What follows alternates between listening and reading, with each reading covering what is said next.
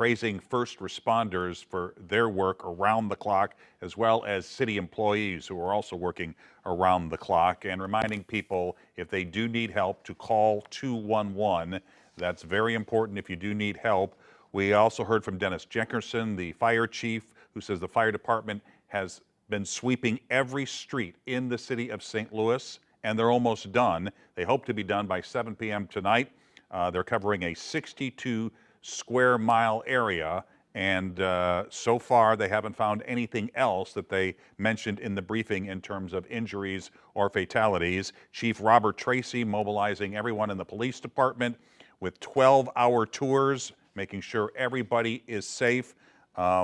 They say they're about 30 to 80 in terms of the ages of the injuries of people, but they want to make sure the next of kin have notified before they start mentioning names. There is a curfew in the 5th and 6th District in St. Louis from 9 p.m. to 6 a.m. Congressman Wesley Bell, a request has been sent to the President of the United States for a federal disaster declaration and a reminder that there are shelters open and please take advantage of them if you need them. So that is the latest from the news conference. They said there will be another briefing perhaps tomorrow, but they will push out updates all night long on social media. All right, let's get to meteorologist Jim Castillo with our weather impact forecast, because we're getting more information about exactly what happened yesterday.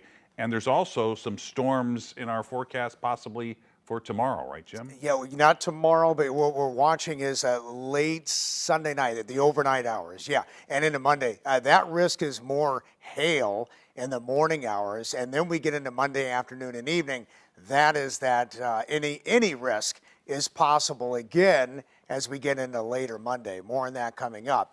But, Scott and I were noticing multiple areas of spin on the radar yesterday, and that was in the afternoon and evening. And now the Weather Service is confirming, this could be as much as a mile wide.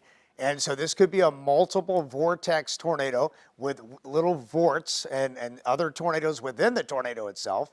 And they're finding some very severe damage, Greaterville neighborhood, also Kingsway East and Fountain Park, EF3 damage. So what does that mean? Well, EF3 damage is severe damage, 136 mile per hour winds up to about 165, and I think they're homing in on about 150 plus in that area, and that destroys homes as we see. So again, the path on this still yet to be figured out, because again, it could be a mile wide in some places, but that tornado was right through the St. Louis area. So remember, again, we started noticing the touchdown confirmed around Clayton, and then eventually they're going to check tomorrow, the Weather Service, survey teams around Granite City and Venice in Illinois, and likely that tornado continued across the Mississippi. So again, this entire area, this is the central west end, big time damage, trees down and leaves and all kinds of damage in that area.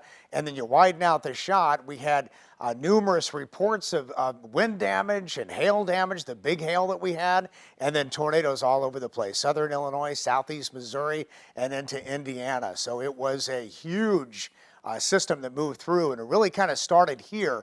And you look at the radar and the satellite shot, we had a beautiful day before it happened. And then there it is. It blew up right over the area, and we just had one of those cells that developed that very large tornado that moved right through St. Louis and then pushed on to the east, and then we cleared up again very nicely. So let's look at this on the radar again, where you see the pinks on here, and that's from Clayton all the way through the central west end and into the Granite City area, also Venice. That purple on there, likely that tornado, and at times a mile wide and probably multiple vortices moving through there and spinning up and touching down. It'll be very interesting to see where those vorts hit. But here is that hook on the radar that Scott and I were watching as we were talking about the tornado warning last night. So in terms of what's happening still, the power outages, they're improving. They're getting the power on. Everybody's working so hard. The Weather Service is doing a great job trying to find the path of this thing. But St. Louis Louis County, 21,000 plus still without power. St. Louis City, 33,000 still without power. Madison County, Illinois, 7,000. That's an improvement, though, without power. Jefferson County, even my brother was talking about damage. We didn't even get to that. Down around House Springs and that area, they had quite the windstorm down there with gust over 65 miles an hour. And then St. Clair County, Illinois, 437 without power. Now let's take a look at this 35-second clip here of that storm. Look at this. This is Forest Park, Clayton. The buildings there disappear.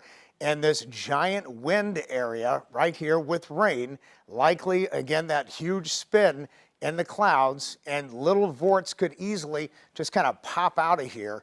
And that's likely what happened as this entire area moved into the central west end, causing that damage, causing that camera to shake on top of 100 above the park, and numerous trees down. In fact, some people say not only the sign here at 100 above the park laying down, but we're looking at damage all over. Here's West Pine Boulevard, numerous trees down on the street here, uprooted as that storm pushed in.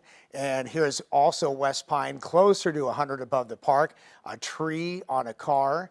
Again, these pictures taken from just friends of mine living in the central west end. Damage right here. This is near Boyle.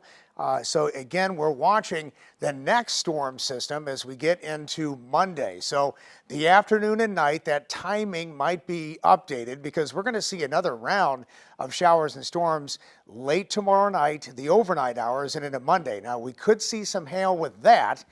But a weather impact alert day has been issued really for the afternoon and night on Monday as another round comes in. All hazards are possible. Just be ready to act. Again, a lot of people don't have power. Just give them a heads up that this could happen on Monday. Again, the threat of all hazards. Again, hail, the biggest threat, like it was yesterday. And then we had high wind, the threat. And then a tornado threat is still there. So all bets are on that we're going to see some more severe weather here as we get into Monday afternoon and night. I'll have much more on this coming up in the main weather forecast in just a few minutes, Mike. All right, Jim, we'll check back.